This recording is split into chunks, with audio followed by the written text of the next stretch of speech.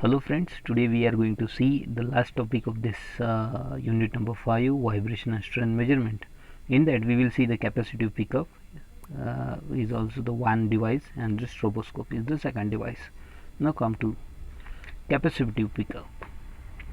Now as you can see in the diagram, there is the housing housing or we can say the protective cover, then the reed which is flexible, which connected with the housing at one end, and at the other end the mass is connected to the reed. Now below the mass we can see the one plate is there, and that plate is nothing but the movable plate.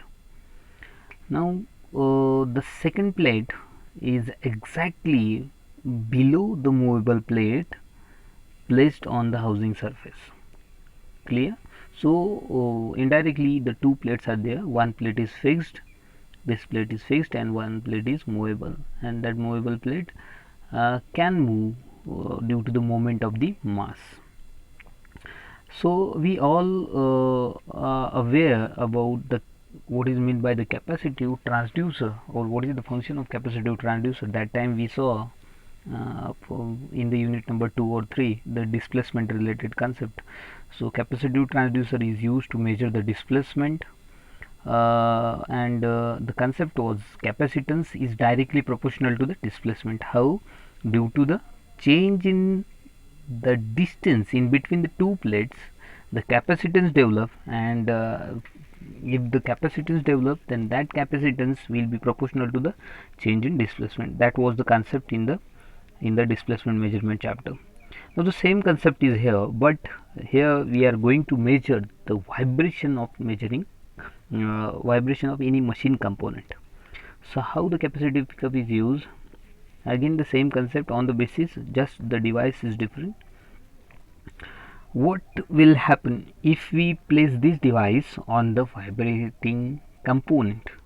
One component is vibrating, or the machine is vibrating, and we need to measure the vibration of that machine. That time we are going to put that whole device onto that vibrating machine.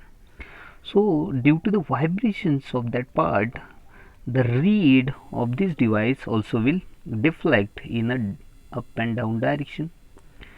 Due to that, the mass, because the mass is having certain weight, and just because of that it will go up and down, oscillations will be there, and due to the oscillation of mass, the plate which is connected to the mass also will go up and down. Due to the oscillations of this movable plate, the distance in between the two plates will change.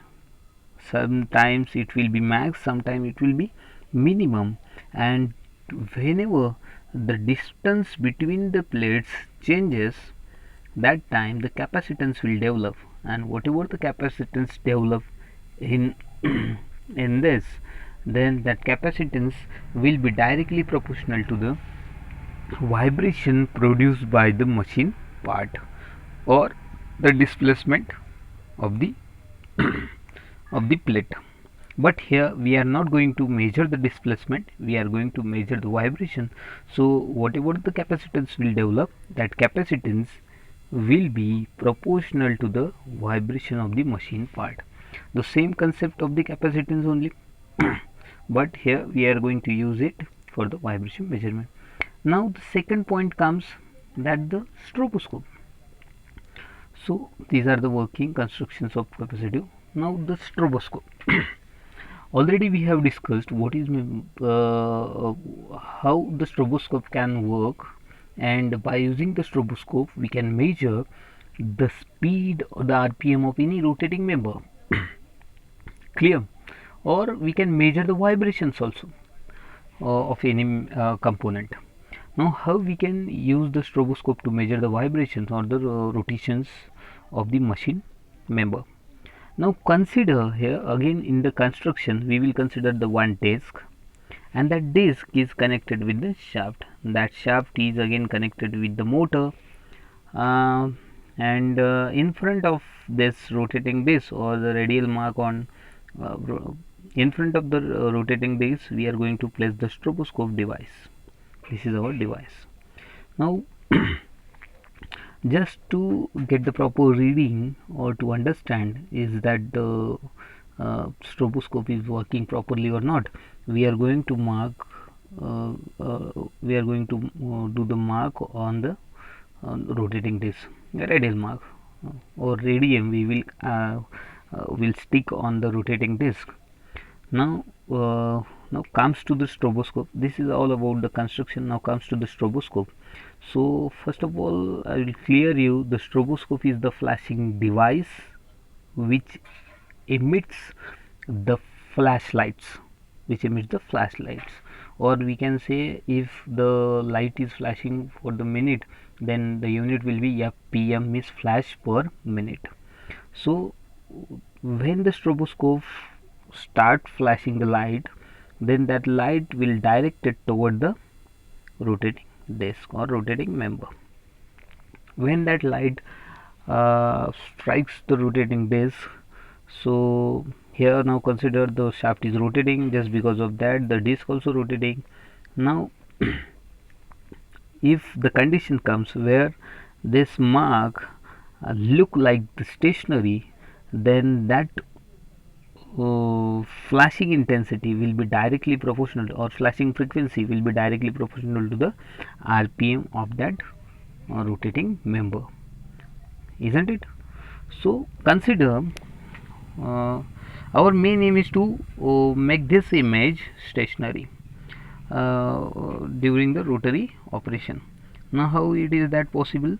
Consider the frequency of the stroboscope is 200, isn't it? And this disc is also having the 200. If the flashing intensity is same as like the rotary motion, then if both are having the same values, then that time this image will look the stationary one. Now the next case is if the rotating speed is 100 and the stroboscope intensity is 200, then the rotary disc is having the less magnitude. So just because of that, we will look the opposite direction motion. Normally if the disc is rotating in the anti-clockwise direction, then it will look like the clockwise motion. Now the third condition, if the reading for the rotating disc is 300, then in that case the rotating disc is having the maximum magnitude than the stroboscope. Then that case, if the disc is having anti-clockwise rotation, then in that case we can see the rotation of disc also in the same direction. So this is all about. So we are going to set the frequency of the light same as like the speed of the rotating disc. This is the simple concept of the stroboscope. For your reference, I have mentioned the theory of these points, constructions and working. You will get the whole idea. Thank you.